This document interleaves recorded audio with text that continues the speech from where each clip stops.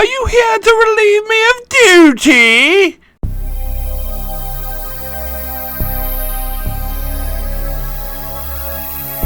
Hello and welcome to Enchantment of Eternity's review for Rascals, which is episode 7 of season 6 of Star Trek The Next Generation. This video is a part of a series of videos where I review episodes of Star Trek The Next Generation, one episode at a time. In this episode, I'm up to the episode Rascals. So Rascals is the episode where Picard, Keiko, Ro, and Guinan get in a transporter accident where they're turned into children on appearance alone. However, this still causes issues and Picard is relieved of duty, and the others and a Crusher can't figure out how to reverse it.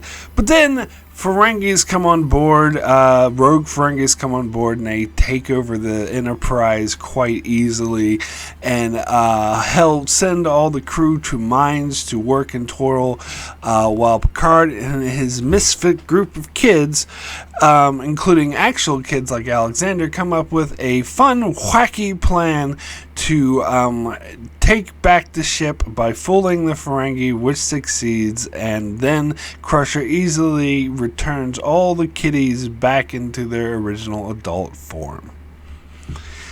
So,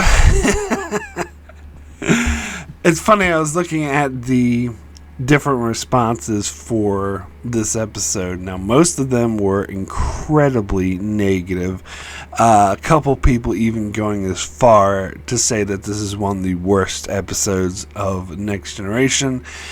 I looked at one review, which was a standout, which was a podcast with 4 people, and they all gave this episode an 8 or 8.5 out of 10. In fact, one of them gave it a 9 out of 10.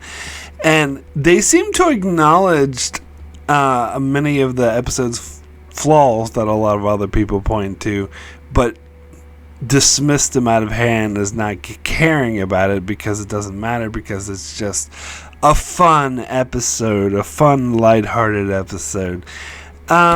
So, if you know my stance on whenever someone says this episode's fun, it usually means it sucks. Now, there are a few episodes out there that I do think are fun, and I've used that word before. I think Cost of Living is one. I think that's a fun episode. But that's more of the exception to the rule. The majority of time, whenever there's a horribly written episode that tries to be comedic and fails miserably, as Star Trek comedic episodes tend to do, because let's be honest here, Star Trek is not very good at comedy. Like funny Star Trek episodes like Cost of Living and like the Magnificent Ferengi on Deep Space Nine, they are, again, the exception and not the rule. They're a rarity. That's why I sort of appreciate it more when they actually get comedy right, because usually they suck at it. And to be fair, this isn't a totally comedic episode.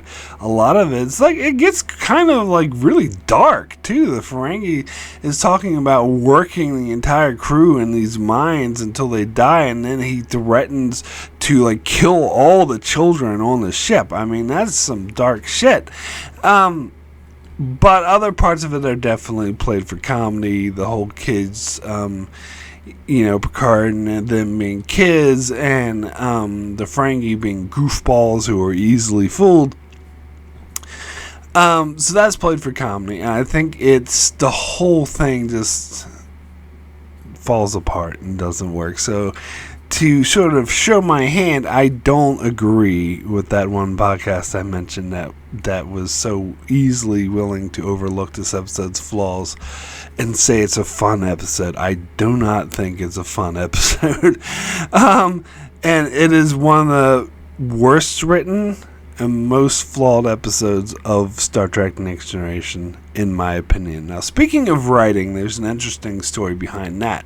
This was, the idea of this story was apparently unsolicited, ideas. That means, someone who's not in the industry, put forth the idea, and Michael Piller decided to buy it. Now, I'm usually a huge fan of Michael Piller, but I am always willing to admit that the man's not perfect, and he does make mistakes from time to time. This is definitely one of those mistakes. And the funny thing is, Ronald D. Moore was very much against this idea. He described in an interview once that he did everything he could to try to get Michael Piller not to buy this idea. And then so, who does Michael Piller give the task to writing this episode? Ronald D. Moore, the one person who really hated the idea. Now, to be fair to him, he did say he tried his best. I will say that I think this idea could have been done better. First of all, they would have need to take out the whole Ferengi attack thing, because for me that is by far the biggest flaw of the episode, the one that really gets me to not like it. And so any way you did it, it would have been horrible. Like, just say, oh, the Ferengi attack and take over the Enterprise. Like, no, you can't have that idea, period, point blank, full stop. There's no way that idea can be successful. The kids, the crew turning into kids, that could work if you retooled it and did a few things differently. It could be not like amazing, I don't think. I think the chances of that idea being done amazing are like 2%. That they're very extremely, the odds are heavily against that idea ever being amazing. But it could be acceptable. It could be mediocre. It could be fine. It could be decent. But the way it was done was not good. And as I said, I think a lot of that has to do with the whole Ferengi take over the ship thing. I think there's no way, 0%, that could be done anything but absolute garbage. I'm sorry. But yeah, that is definitely how I feel about that. So, another interesting aspect of this episode is the child acting, and I did show my hand in previous episode reviews of what I thought of the specific child actors in this episode. And what's interesting to me is going and watching the different reviews and reading the different reviews and hearing different opinions. No one can seem to agree on which of these child actors are good and which are bad, which really surprised me, because for me I thought it was pretty self-evident, but there's people who are like actively disagreed with me. Like this one reviewer I watched was the exact opposite of me. Like, I think 2 of the child actors are terrible. 3 are actually bad. 2 are terrible, and 1 is actually really good. And then the one review I watched said that the 2 I think are absolutely terrible were the best, and the one I think was really good was the worst. And I'm like, what? And it's not just that. Other reviews would say, oh no, these ones are good, or they're all bad, or and they all had all these different opinions, and they're all different. There seems to be no consensus, or at least as I see. But to be clear of my position, and I think this is the objective fact, of course I'm going to say this, but the actor who played Picard, terrible. The actor who played Ro, absolutely horrendous. One of the worst child actors I've ever seen. And this is what I'm saying. That one review said, oh, Ro, the actor who played Ro was really good. I'm like, are you fucking out of your mind? She was one of the worst child actors I've ever seen. And the actor who played Keiko, I was undecided on her before, but after rewatching this, because she doesn't appear that much and she doesn't have that many lines.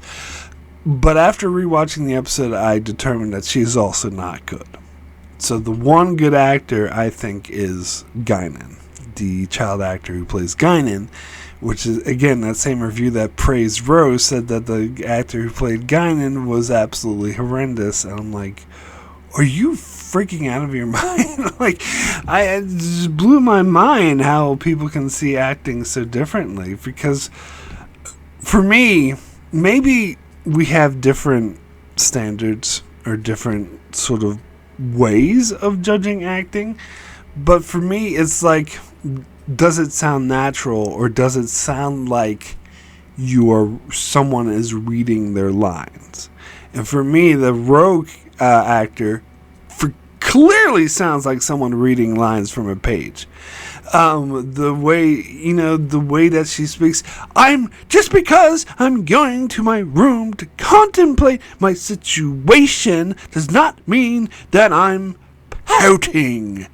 Like, there was nothing. In fact, I would say my performance was better than hers. Sorry. But there was nothing about that performance that sounded believable or natural. Every single word she said sounded unrealistic. It sounded like someone reading a script and trying to, actively put on a performance. When you're acting in a show like this, it has to be natural. That's good acting, in my opinion. And the Guinan one, that was good acting. That seemed natural. It seemed to fit Guinan's character, which is another important aspect of this, since these actors are playing already established characters who are played by other actors. They have to try to some extent, match the performance of the other actor who plays the same character they're playing. And to be fair, the actor who played Rogue did try, and she wasn't like a totally misfit for the character of Ro. It's just that she was a terrible actor, and that every single line read sounded like she was reading lines and didn't sound natural at all. With Guinan, what I like about this actress, not only is I think her acting good, her dialogue reads sound realistic, the demeanor in which she conducted herself felt true to the character of Guinan. It felt like she was matching Whoopi Goldberg's performance, which, from what I hear, the same actress also played a younger version of Whoopi Goldberg's character in Sister Act 2. So, I don't know which. I think that came first, and they just got the same actress who did that, which was smart. Now, as for the actor who plays young Jean-Luc Picard, the major issue I have with this actor is that he doesn't match Patrick Stewart's performance at all. It's a complete and utter mismatch for Patrick Stewart. They don't even have the same accent. Like, he says, "I assure you I am Jean-Luc Picard," or Picard. Like, he pronounces Picard differently than Patrick Stewart pronounces Picard. And that is a deal breaker for me. Like, that. And on top of that, like, although his line reads are not nearly as bad as Child Ro's line reads, they are not good. He does have this whining quality. Like, even when he's having a normal conversation with Counselor Troy, and she's like, "Oh, you could always go back to the academy." And he's like, "And be Wesley Crusher's roommate? No, thank you." Like, this is whining, high-pitched quality to his voice that is not good. Like, it's not good acting. And you might say, "Oh, it's supposed to be playing a 12-year-old, Mark. They're supposed to 12-year-olds whine." But not when they're having a normal conversation. It shouldn't be grating on your ears and on your voice when you're having normal conversation with a 12-year-old. Now, I know what you're thinking. Well, it depends on the 12-year-old. And fair enough. But this is a 12-year-old Picard, let me remind you. And a 12-year-old Picard should not sound this way. So, no, I don't think the acting by him is... And so the actor who plays Keiko, her line reads were also not so good. They also they had that unrealistic quality, that I'm reading lines from a script quality. Not as bad as Ro, but they were still there. and so but she didn't have that much screen time, so it's not that big of a deal. If you have, like, if the other two actors, is the ones playing Picard and Ro, were good, then this would be totally excusable. If you had the child actor playing Keiko, who's barely in the episode, just being, you know, slightly not good, that's extremely excusable. But the Ro and Picard, especially the Picard one, tanks the episode. God, the actor who played Guinan was so good. I am so, like, just completely baffled of how anyone could think Rogue One was good and Guinan One was bad. Like, all right, well, I don't know. It's not even like a matter of opinion on how you judge acting. For me, it's like objective, because there's some crafts like acting whenever there's a certain line that is objective. But anyway, sorry. So as for the group of characters that they decided to turn into kids, some people are complaining about the science. Now, the science involved in this, how they turn into kids, is magic. But the thing is I look at, and I know not everyone does, but I definitely look at Star Trek Next Generation as a sci-fi fantasy show. I think it is incredibly unrealistic to the extreme, so I don't really, in terms of science, I don't really expect realism. In terms of character stories and plots and stuff like that, I do expect realism, because even fantasy should have a sense of realism as far as the portrayal of characters and logic and what makes sense in the real world. But science can be thrown out the window in fantasy, and I honestly do think Star Trek Next Generation comes off as a fantasy. Although, to be fair, one of the rules of fantasy that I talked about before was that you got to be consistent with your rules. Like, you can make up whatever fantastical rules you want, but you have to stick with them, establish them, and stick with them.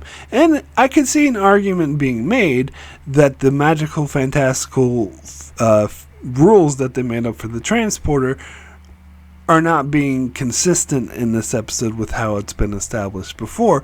But I don't think it's a very strong argument, and it's not a very strong sticking point to me, because this is the way I look at it, is they never specifically stated that the transporter was incapable of turning grown men into children.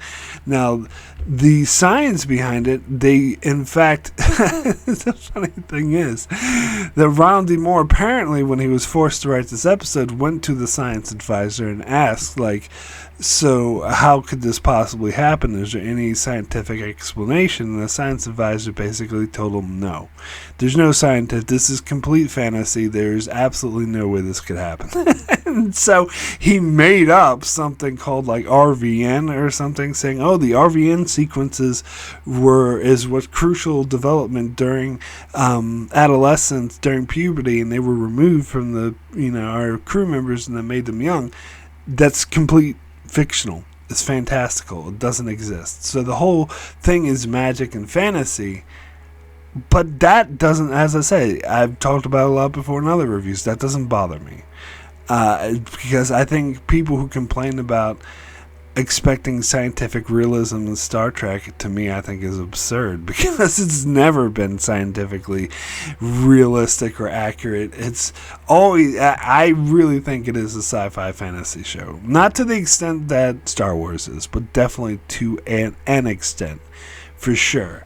But anyway, so so some people complain about the fact that Guinan's like 600 years old, and Picard is in his 50s, Ro is in her 20s or 30s, around that, and so is Keiko. So why they all become 12-year-olds if they're all different ages? And my response to that is, who gives a fuck? Like, who cares? It's all magical, fantastical, but it does that because it's written in the script that way. That doesn't bother me at all. But So the other thing is the choice of actors that they not actors, characters. I already talked about the actors, but the characters that they chose, a lot of people are very baffled by this, thinking it is a very weird group to have. It is strange, like, to have a concept of Picard, Ro, Guinan, and Keiko going on a trip together. It does seem an odd bunch. Now, in the universe, it makes no sense for Guinan to go on a... Now, if they say it's shore leave, sure, but still, why that group? Like, they're not really friends. Like, Guinan, Ro, and Picard, they're friends. Picard and Ro aren't friends, but they're colleagues. But Guinan is friends with both Ro and Picard. But not Keiko? Like, they just kind of know her, so that just seems odd. But outside of universe, if you're looking at the production, I think Ro and Guinan make ton of sense, because both of their actors, Whoopi Goldberg and Michelle Forbes, aren't readily available. And they're not available, particularly, I think, Whoopi Goldberg will appear in one more episode in season 6, Suspicions, I believe, and then none in season 7. So this is almost it for the character of Guinan, because Whoopi Goldberg's availability must have really sucked. And Michelle Forbes only appears in one more episode, Preemptive Strike, which is, the penultimate episode of the entire show, which is like more than a season and a half away. So she effectively left the show after this episode, and they managed to convince her, and they had to really pitch and convince her to come back for one episode at the end of the show. So this is essentially her last episode, and she appears in it for 1 minute, a minute and a half maybe at the start of the episode. So really, she doesn't really, other than this a minute and a half that Michelle Forbes appears in this episode, she's effectively out of the show after season 5. The next phase is effectively her last episode, which I think I did talk about when I reviewed the next phase.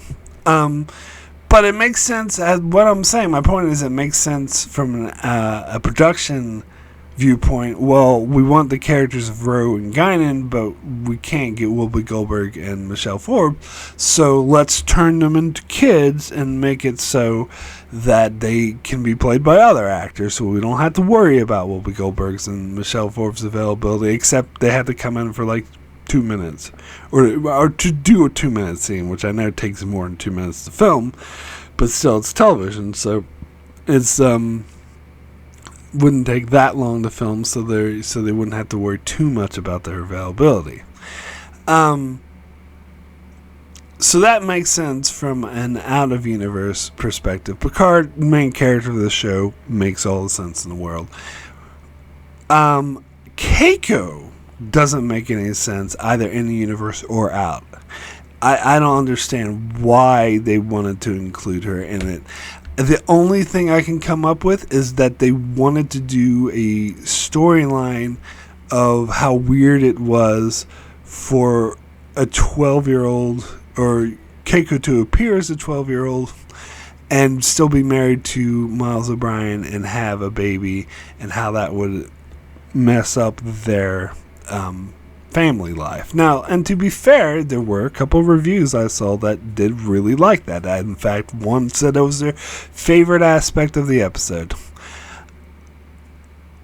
Another review totally hated it, and that was their least favorite aspect of the episode. And I'm kind of like on board with that, because I think it's too weird. I would actually try to avoid it. And if that's the only reason you're having Keiko there, I would say don't have her then. Have it be Worf. It would have been so much better if it was Worf. Imagine Worf turned into a kid. Like, that family dynamic would actually be more interesting if you had Worf appear almost the same age as his son Alexander, and him trying to be a parent. And like, Alexander, you must do this, and him not taking it seriously. Like, that would be fun. And then Worf, of course, would make more sense to have around during the Ferengi plot, or even Geordi or Troy, or Dr. Crusher, like well, no, you need Dr. Crusher to solve the issue of the week, and you kind of need, well, no, you don't need Geordi. All you need is Miles, because it's a transporter thing. So you could have done Geordi, you could have done Troy, you could have done, I think Worf would have been the best option, honestly, but Keiko doesn't really make any sense. And the whole Keiko being married to Miles, like, it's just very problematic. So I was watching one review that was saying, oh, Miles' choice is easy.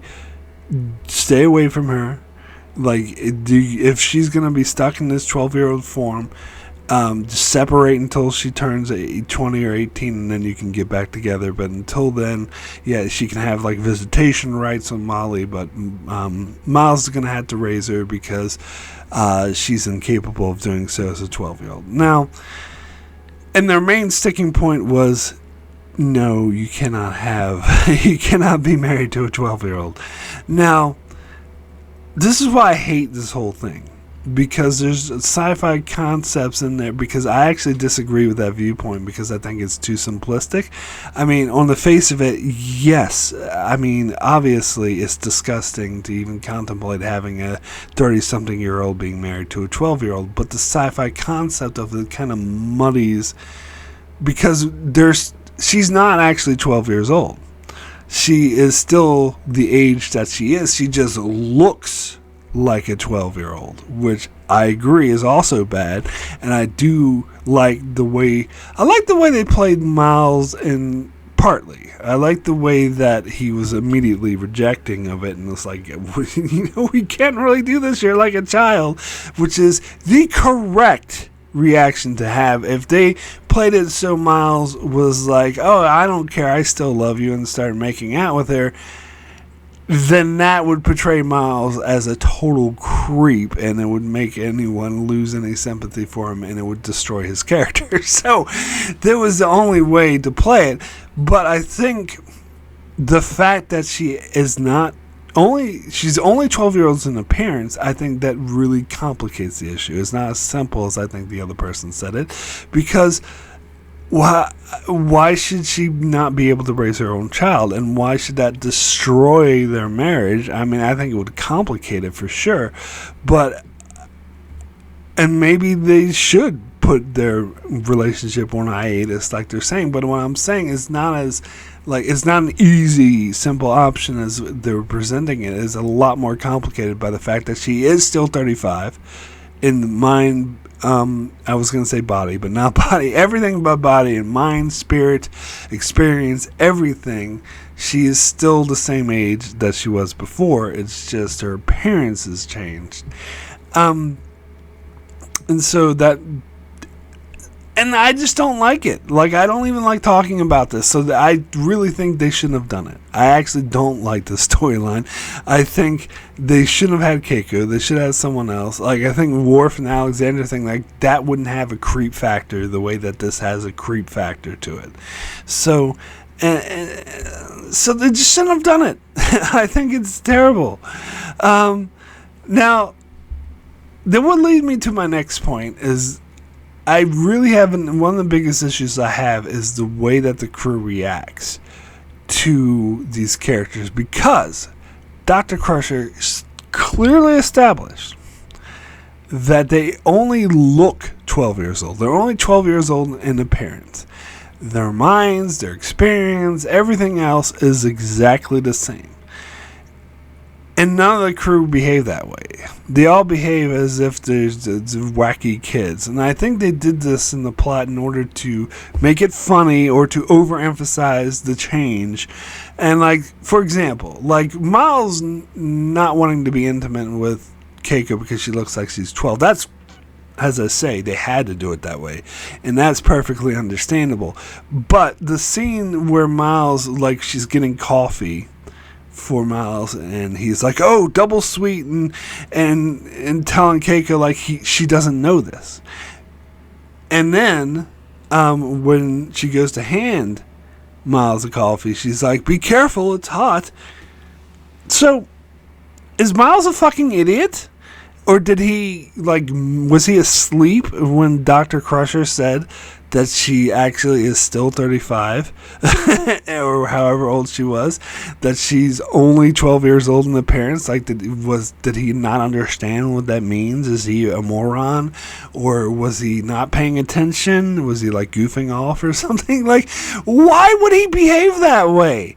Now, I understand it would be an instinctual reaction to seeing a 12-year-old carrying but even that 12-year-olds can carry coffee, so no, I'm going to backtrack.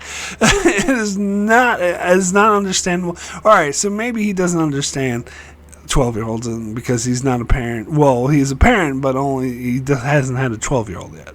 So, and maybe he has that parental instinct of when he sees a kid carrying something hot, being, oh, be careful with that. But I still don't buy it, because he still knows that it's Keiko. And the fact that he's like, oh, this is actually what I want. Like, acting like it's not Keiko, when everyone's saying, no, this is exactly Keiko. Nothing is different except for her parents. So, I don't know. He's either a moron, or he likes to goof off and not pay attention to what the doctor is telling him about important information about his wife. So the whole thing's bullshit. However, that's not the only scene that's like this. The entire way that they treat, especially Picard, when he goes to the bridge and he gives some orders and everyone just stares around, and even Data's like staring around and like, what the hell? This is a 12-year-old giving orders. Now, first thing, well, you would think that Dr. Crusher, Riker, or someone would inform the bridge crew that, hey, Captain Picard looks like a 12-year-old now. So that's bad policy if no one actually fucking told him about it in advance. Second, they should also explain to him that he just looks like a 12-year-old. That's still Captain Picard. And when no one like takes him seriously, and Picard's got like, I assure you I am Captain Picard, and again pronouncing it the wrong way, but not the way Patrick Stewart pronounced it. But anyway, I'm sorry, sticking point.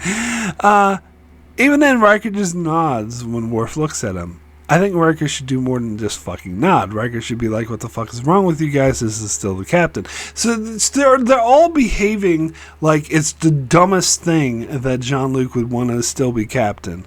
In fact, Crusher comes on immediately and says, I need to talk to you in the quarters, when Picard ordered her to stay there and work. And she said, oh, I still have a lot of tests and a lot of stuff to do. And then she immediately leaves to go to the bridge, and Picard's like, oh, did you find anything else yet? But you just left sickbay to go to the bridge directly in the turbolift, and she arrived like 1 minute after you did. So what did you expect her to accomplish in 1 minute, and why is she not in sickbay doing more shit? No, she followed him up to the bridge to immediately escort him to the side and point out, like, look, you realize that you need to relieve yourself of duty, right? And I think the whole way they're behaving, especially especially Data, because if there anyone who would immediately accept the fact that, oh, that's still Picard, he just looks like a 12-year-old, it's Data. I can understand maybe Worf for some of the people like, oh, this looks weird or this feels weird. I know they say that he's still Picard, but it looks and sounds like a 12-year-old, so this is weird. But Data wouldn't have that reaction. Data should have a non-emotional, matter-of-fact reaction. Oh yes, that's still Picard. He just looks like a 12-year-old. Moving on. But instead they have him looking all like he's questioning when Picard gives orders, and he's puzzled. He's like, oh my god. Why? And so why the fuck are they doing that? Like, they're not being consistent with the characters. And then, so when Crusher comes up and goes to Picard and says, well, we still don't, her main argument is, well, we still don't know that it won't have an effect on your mind. That's a weak argument. It is. Because Picard's reaction should have been, well, continue testing and observing the situation, and if it starts to affect my mind, then we can talk about being relieved of duty. But right now, I'm perfectly capable of functioning. And it's just the whole way the whole crew behaved around, oh my god, they're kids. made this crew seem incompetent and morons. So that's one thing. And I haven't even gotten into the Ferengi stuff, which, as I mentioned, is the whopper of what really tanks this episode for me. So I think it's really understating the matter to simply say that the Ferengi shouldn't be able to take over the Enterprise this easily. I think that is true, but that understates just how massively nonsensical and horrendous this whole storyline is. So the Klingon ships show up. The Ferengi apparently have these antiquated Klingon ships, and they have a battle. 2 Klingon ships. During this battle, Riker fires one phaser at one of the ships once in the entire battle. And in the meantime, the Klingon ships continue to bombard the Enterprise with phaser disruptor blasts. Not that many. And almost instantly, the fucking shields go down to 13%. Almost instantly, like, oh, the ship's getting rocked, the ship's getting destroyed, and then the shields get damaged and the Ferengi start beaming themselves on board. Not that many of them. And they easily take over the ship. Alright, there's just too much. There's too much and wrong about this. So I'm going to go back to the boarding thing in a second. But sticking with the ship battle, what should have happened, if this show was being any consistent with how ship battles were portrayed, the Enterprise Riker should have ordered full spread fire, and they should have been like a phaser among with like 20 photon torpedoes at the same time in the spiral going, reaching out in that ship. Instantly that ship's disabled. Then they move on to the next ship, do the same thing, boom, other ship disabled, problem solved. I mean, these are 80-year-old Klingon ships against the Enterprise, and only 2 of them. Maybe there was 3, I don't remember, but it doesn't matter. I think it was just 2. But it doesn't matter. You just add another 30 seconds for them to disable the 3rd ship if there was 3.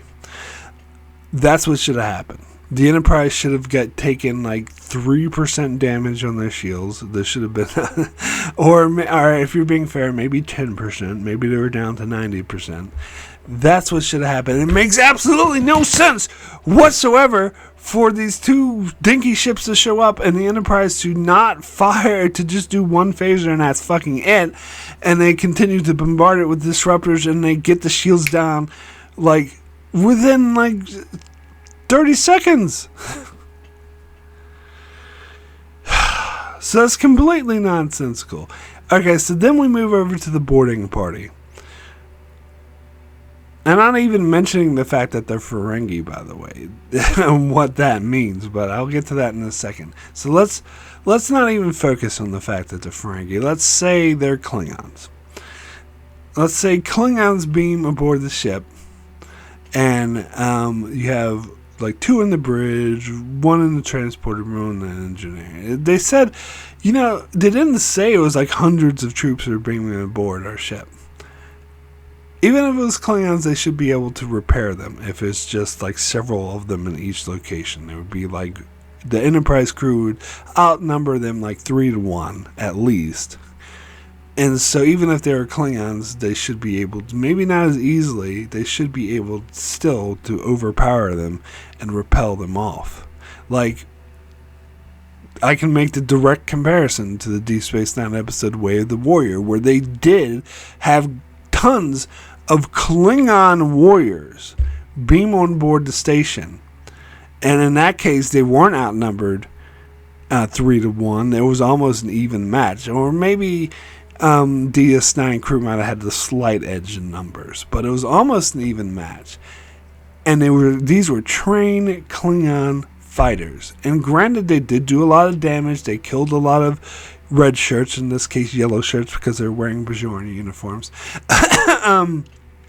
So they killed a lot of security men, and they did some damage, and like some people in the ops got killed, and some people got injured, like Kira was like having the wound, but they still managed to fight them off. And these were Klingon warriors who are almost equal in numbers to them. So, in fact, it could have been said that the Klingons had more numbers than they did, because there was a whole fleet of Klingon ships on their station. So compare that to this. 2 tiny little Klingon ships full of Ferengi. Ferengi! And not Klingons. Beam aboard the ship. They're outnumbered at least 3-1. I would think 4-1 might be more accurate, but we'll be conservative with our numbers and say 3-1. There's only, and when the scene we get, there's like 2 Ferengis on the bridge.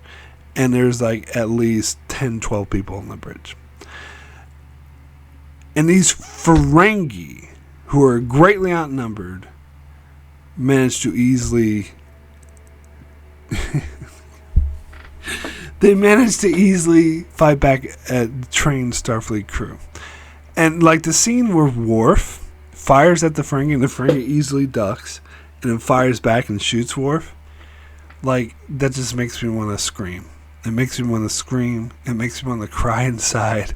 It makes me want to die. No, that's exaggerating, of course. Being very hyperbolic there, but still, it does make me want to cry, though. But the bigger thing, the bigger issue, the one that this is totally nonsense, bullshit nonsense. A Ferengi goes up to Data, holds a phaser on him, and Data acts like, oh fuck, I'm stuck. Nothing I can do. This is Data! He has clearly been established to have lightning fast reflexes and movements and superior strength. If Ferengi walks up to Data with a phaser rifle, all his Data had to do is snatch it, put the rifle in, shoot the other Ferengi that's over there, go back to this one, hold him at gunpoint. Data himself, just by him fucking self, could be able to easily repel this attack.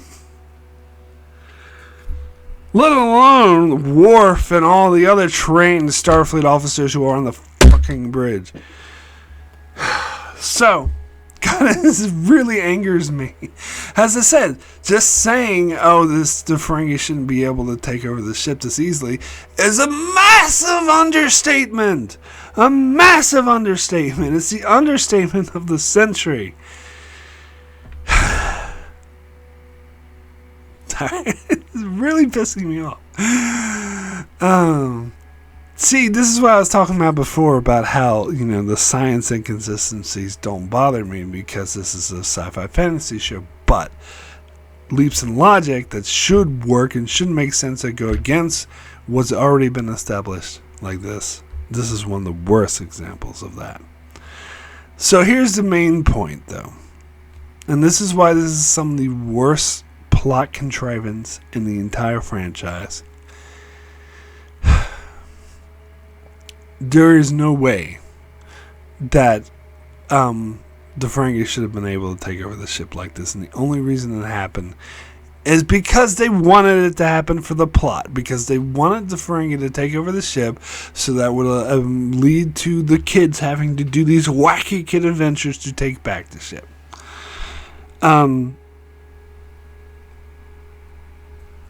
And that leads to a whole nother school problems. And I think, pun intended. But anyway, so there's no way in hell this should have happened. It makes no sense whatsoever. So, and they just did it because, here's an important piece of information. They specifically said the reason why they chose the Ferengi and not a new random alien race, or like a Romulans or something like that, was because if it was like Romulans or Klingons or something, or Cardassians, they wouldn't buy a bunch of kids being able to fool them and take the ship back. They needed to be Ferengis so they would be goofy enough and idiotic enough for the kids to take the ship back. Problem is, How the fuck did they take the ship in the first place if they were this easy to defeat with children? Like, alright, and this leads to my other major issue with this episode. I absolutely hate and cannot stand this cliche of our heroes get defeated and held captive, or the ship has been taken over, and they have to like fool the captors are idiots, so they have to just fool them. They did the same bullshit with the Enterprise episode Acquisition when the Ferengi took over that ship. They're like, oh, I'm going to take you to my vault. And here we had the scene where Riker is trying to teach the Ferengi how to use a computer, and he's just making up random bullshit, being like, oh, this is the Ranscooper fractal drive. Oh, well, don't do that. You're gonna destroy the whole fractal drive. Like, some people like that scene. I do not, because it's fucking goofy. It's like, first of all, anyone who's that idiotic to fall for that, 1,000% should not be able to take over the ship in the first place. It's just, and also I hate this cliche. They also did it in the Voyager episode,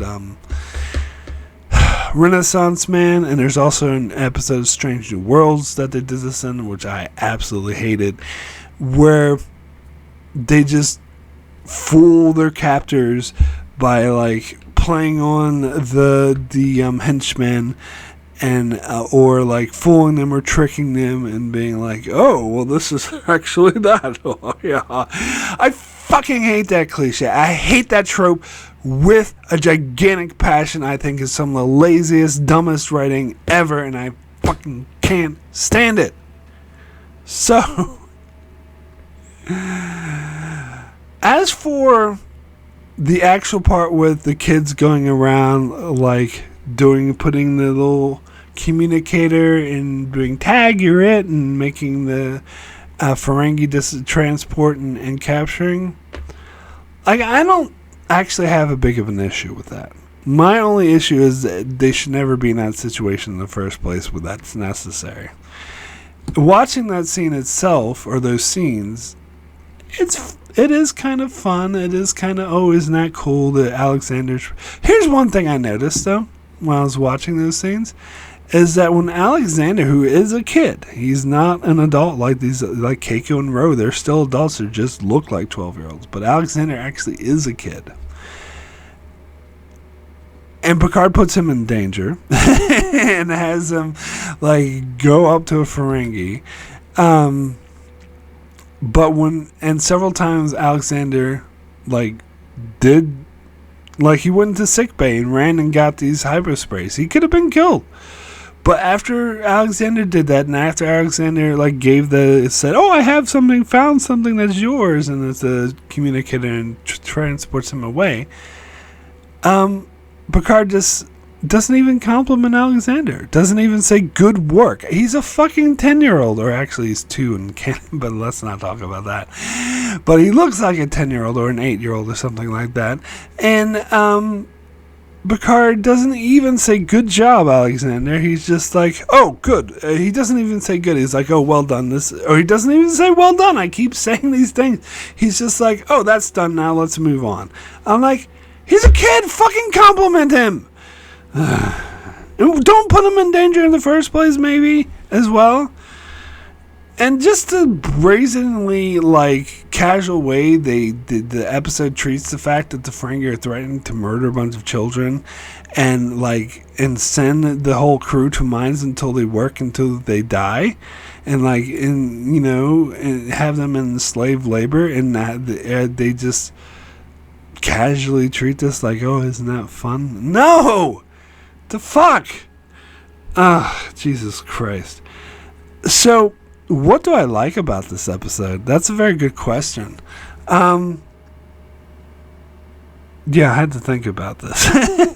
So, the one thing I will admit is the one scene that I do think was funny, that got a laugh from me, and gets a laugh from me almost every time I see it, is when Picard pretends to be Riker's son and goes up to him and goes, Dad!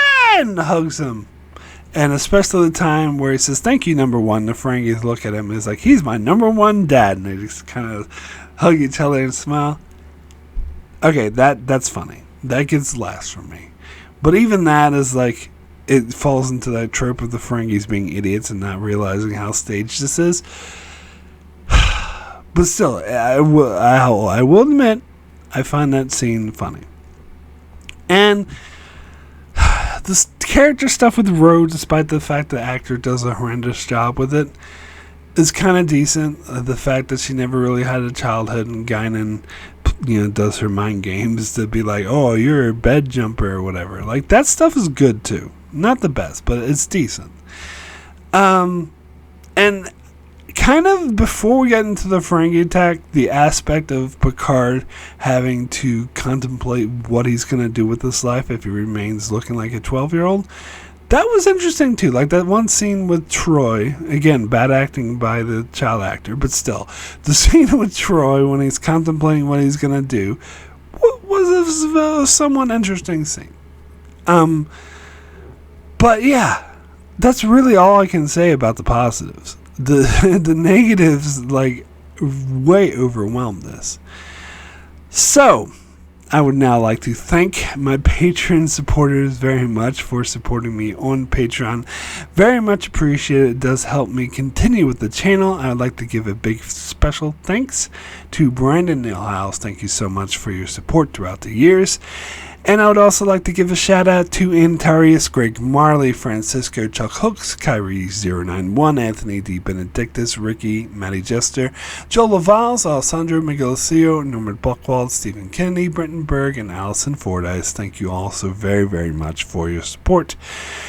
So, we do have a few Patreon comments for this episode. First comment is from Norman Buchwald, who says, "Sometimes TNG's attempts to appeal to kids leads to an episode like this, reminiscent of tropes of kids being the heroes and saving the day, only the transporter twist where known adults, including the captain, of course, become kids, and we spend time following child actors with their serious limitations." That's a very polite way to put it.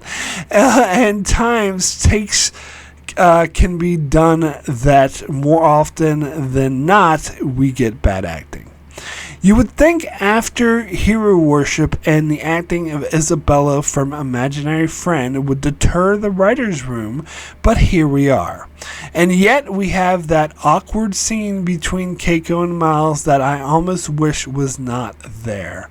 Single-digit Ferengi take over the ship is a big but I am sure the writer's room agreed that had to be the race. Well, I guess they could have used the Packlids to be at odds with these rascally kids. The Kid Picard is grading along with the Rogue Kid. Only the Guinan Kid demonstrated the talent.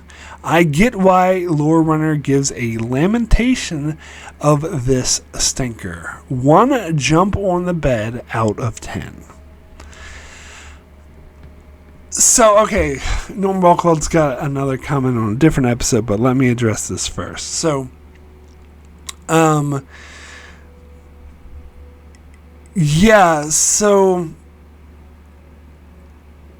awkward scene between Keiko and Miles, I definitely wish was not there. I think it's just cringe no matter it, because they have me thinking, oh, it's a bit complicated. Then that's just don't do that. Like, it's just get rid of that whole scene. It's don't even have Keiko in there. And yeah, the Ferengi take over this ship is a little bit more than erg for me. It's anyway.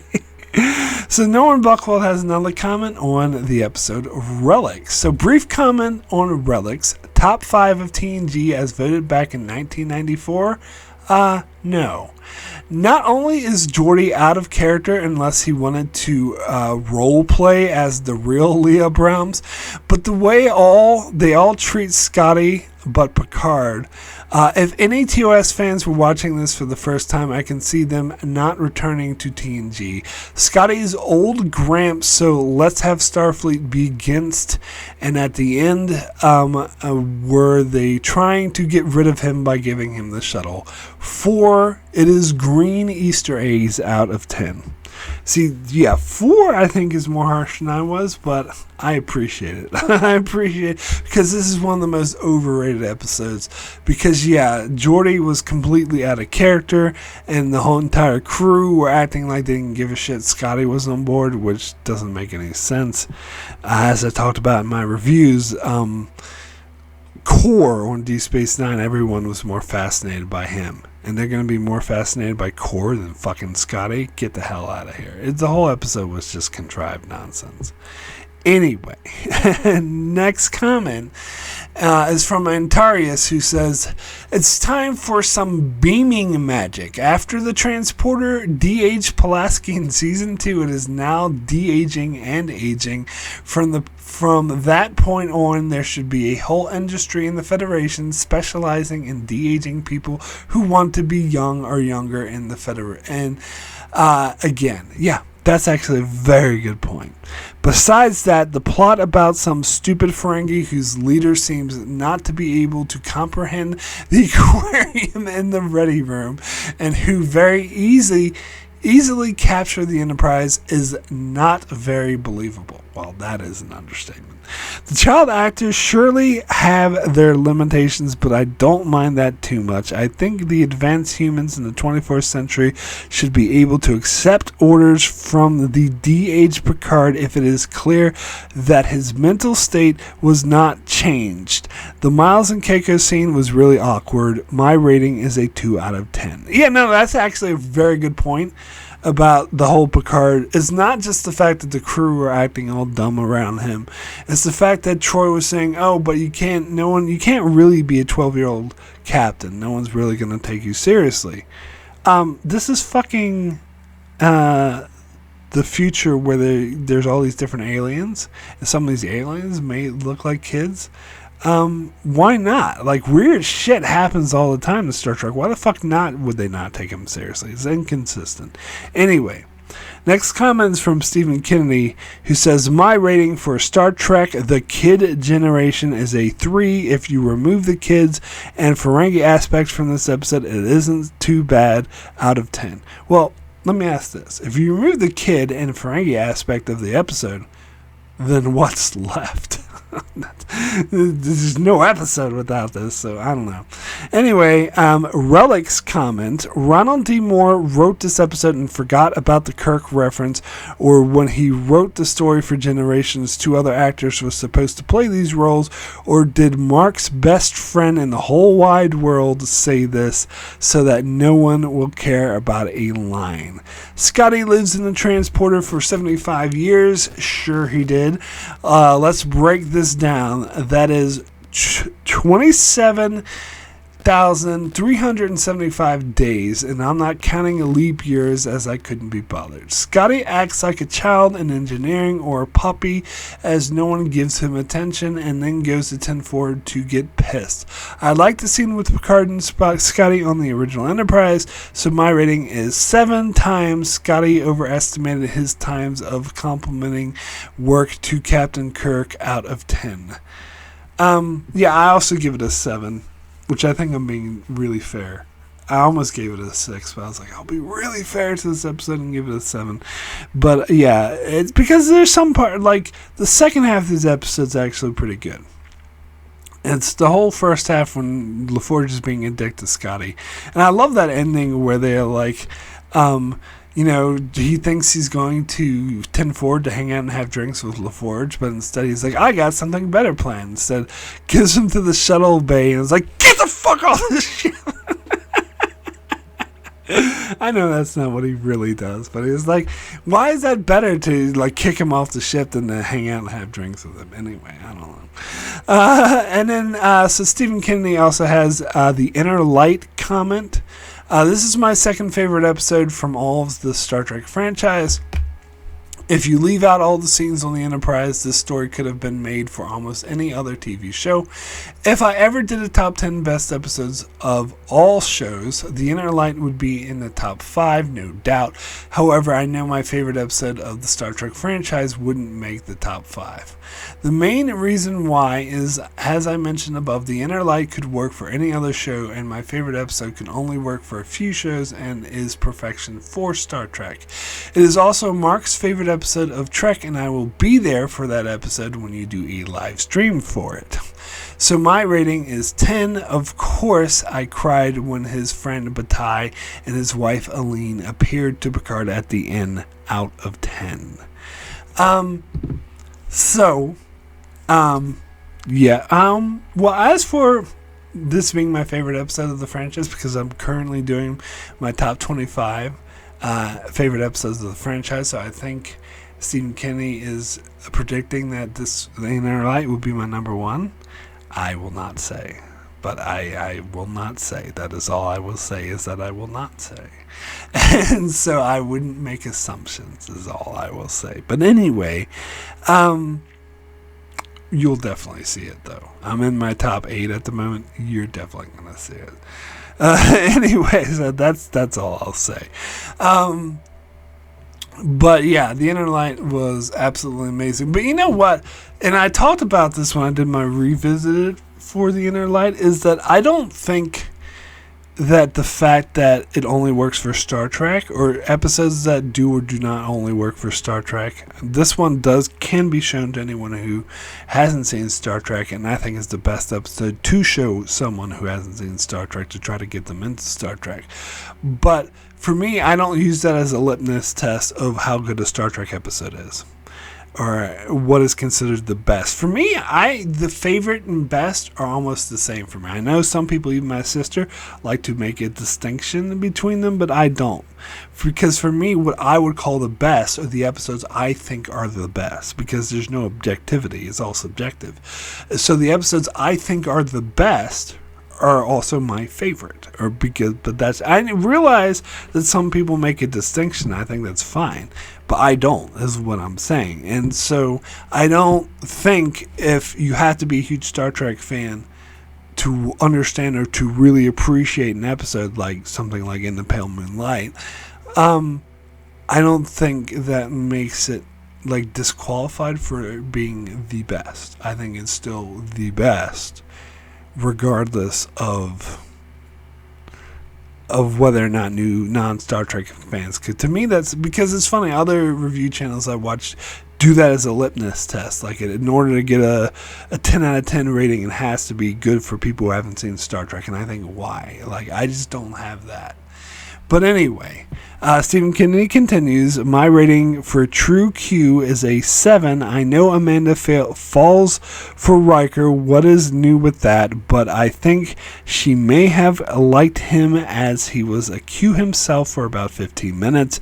And how do you stand all that hair all over his face? Out of 10. Yeah, True Q, I think, is a bit of an underrated episode. But yeah, it's another thing. Anyway. Next comment is from Brandon Neal Howells, who says, never mind the fact that a disparate group of people of different genders and ages are all on the same shuttlecraft. Why do they all get aged back to 12 years old, and why do their clothes fit? But wait. It gets even sillier. Not only are the Ferengi able to take over a 70-year-old Klingon bird of prey, but they're able to take over the Enterprise because Worf can't shoot straight. Why is it that kids from the age 6 to 17 are all treated as if they're 5? Can you spell Enterprise? Yeah, that's a good point. I'm not sure which is more cringy. Child Ro and Guinan bouncing on the bed. Child Keiko saying, Miles Edward O'Brien, I'm still your wife. I think the honor goes to Child Picard for his tantrum. True story, when I was aged 11, I went with my parents to have dinner with some friends of theirs. My parents sat with the grown-ups and talked about adult things. I was regulated to a table in the kitchen with a 4-year-old boy and a girl who was not quite 2 years of age. I felt indigent and very angry being put with the little kids. When you're a child, 5 years is a huge age difference, and the kids would act differently too, but not according to whoever wrote this garbage. It seems way too easy to return the kids to adult form. What about puberty?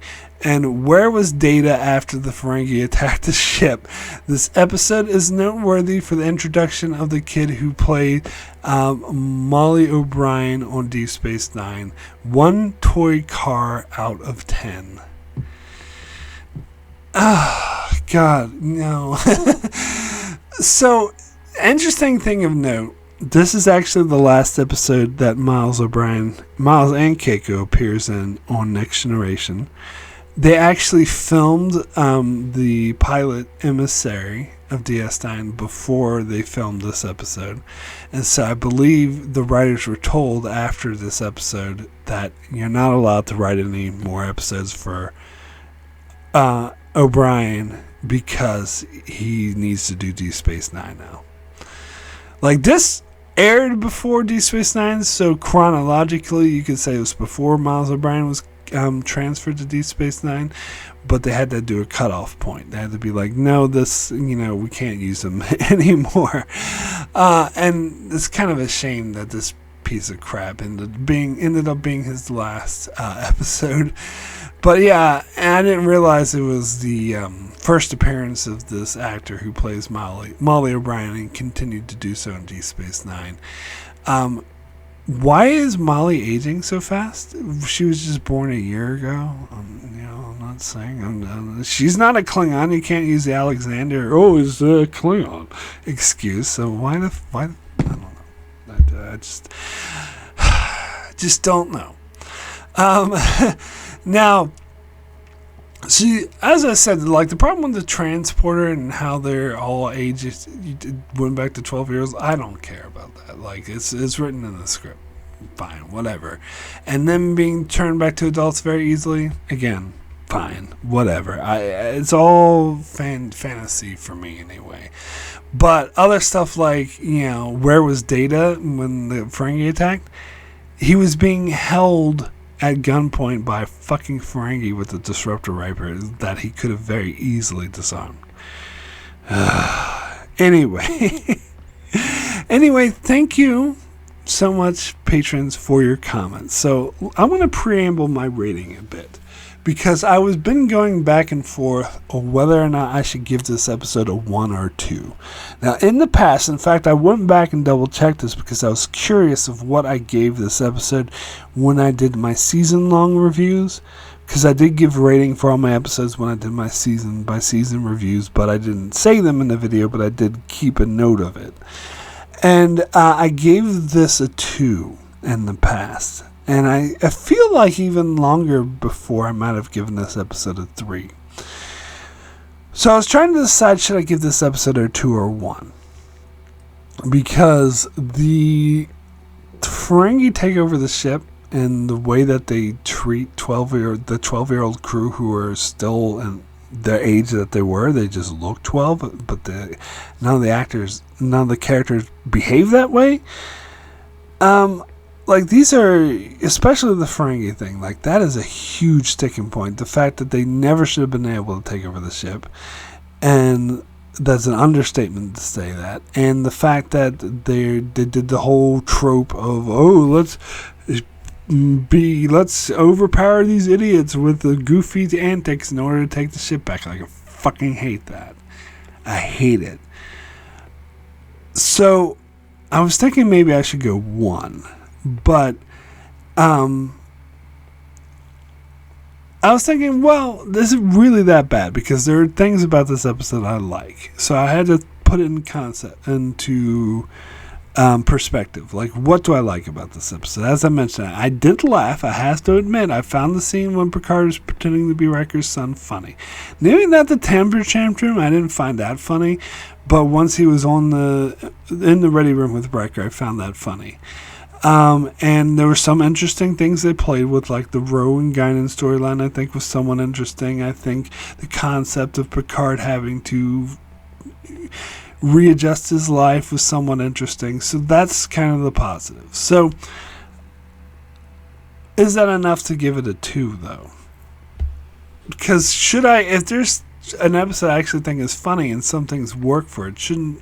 And even that whole sequence when the kids were giving the Ferengi the little comm badges to teleport them, like, that was kind of fun. So if I had these aspects of it, can I really give it a 1 and say it's one of the worst episodes of the show? So, to put it into context, or to reframe it, comparing it to the episode The Game, because The Game is also just as terrible has something just as terrible as the Ferengi takeover. It has these goofy aliens expecting to take over the entire Federation with a game that gives you multiple orgasms that any objective observer can see is like brainwashing people. And that the only people not affected by this is Wesley and his girlfriend. Like, that is so dumb. But I gave that episode a 2 instead of a 1 because I really like the Robin Leffler and Wesley plot. So I compare that to Rascals. Is anything in this episode, the stuff I do like the funny scene with Riker and the, some of the character stuff with Rowan Guinan and Picard, is that as good as the relationship between Wesley and Leffler? Is that also worthy of hoisting it up to a 2? And the conclusion I came to is no. So my rating for Rascals out of 10 is a 1, the worst. I think I was too kind to this episode in the past when I gave it a 2 or 3. I think, as I said, as I go through these episodes and I really think about them, I really analyze them, I really put some thought into it, it changes my perspective on the episode a bit. And really thinking about this one and really paying attention to it makes me hate it a lot more. And I do think this is one of the worst episodes of The Next Generation. I think it is definitely worthy of the 1. It is a weak one, to be fair. It's almost up to a 2. Because, as I said, I was torn between the 2. So it wouldn't be like a strong 1, like one of the contenders for my top 5 worst or anything like that. But it definitely deserves a 1. That Ferengi nonsense alone tanks the episode, but you add bullshit like the trope about outsmarting henchmen and the whole way that the crew behaves around 12-year-olds, and why the hell are they doing that cringy scene with Keiko and Miles? Like, just don't do that.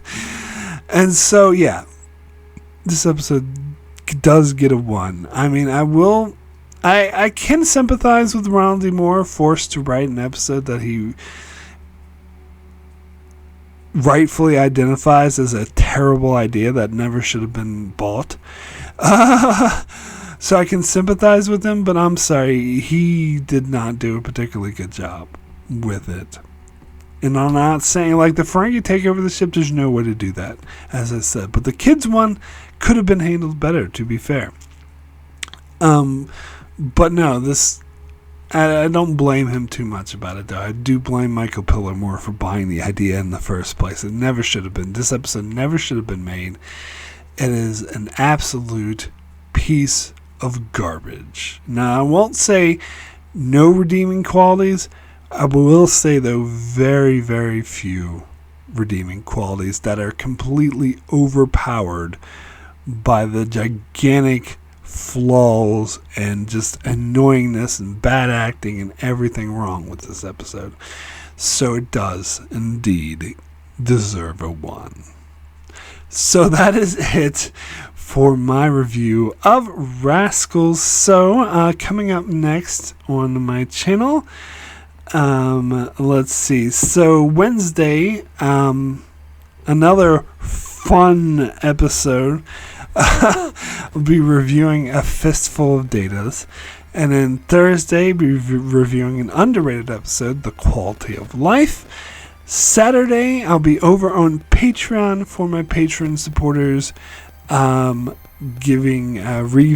revisiting my review for Chain of Command Parts 1 and 2. And then on Sunday night, Monday morning, Sunday. Flat out Sunday, not Sunday night, Monday morning. Flat out Sunday, I will be giving my overall review of House of the Dragon Season 2. So that's what's coming up on my channel. Be sure to check it out as I continue to cover Star Trek The Next Generation and many more videos of many other shows as well. So be sure to subscribe so you can keep up with all of that. And thanks a lot for watching.